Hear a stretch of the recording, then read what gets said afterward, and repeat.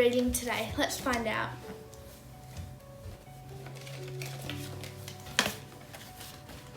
The Day I Met a Monster. One day I met a monster. He jumped out and said, "Boo!" "Hello," I said calmly. "I'm Sally. Who are you?" He smiled a cheeky grin and wiped away some monster drool. Then before I knew it, the monster followed me to school. He got me into trouble when I took my spelling test. I got one answer right, but he ruined all the rest. He hid under the table and ate noisily at lunch. The monster was so messy, chewing loudly. Munch, crunch, munch. By the afternoon, I'd really had enough. He made my teacher angry by going through her stuff. When it was time for ballet, I was sure that he would quit, but whoever knew that monster could do a perfect split.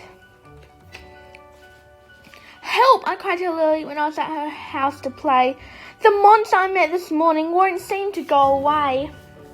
The monster jumped onto the table when it was time for tea. I couldn't help but yell at him, "Please stop following me."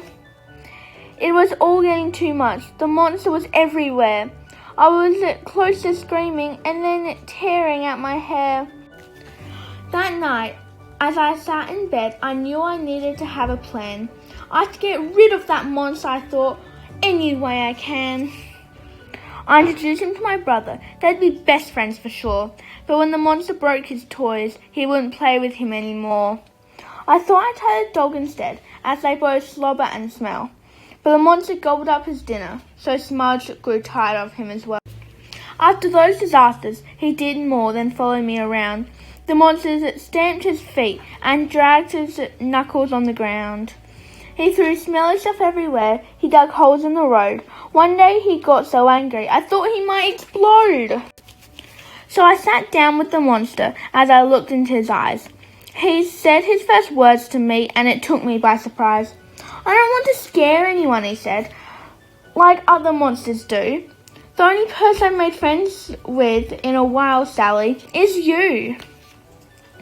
This whole time he hadn't scared me. I hadn't even heard him roar. Then I saw the other monsters. I'd never felt so lucky before. "I'm so sorry, monster," I said. "I didn't understand." Then I leaned towards him and took him by the hand. Monster jumped up in the air as he grinned his toothy smile. Then he grabbed me in the biggest hug I'd had in quite a while. Now we are the best of friends. Monster never feels sad.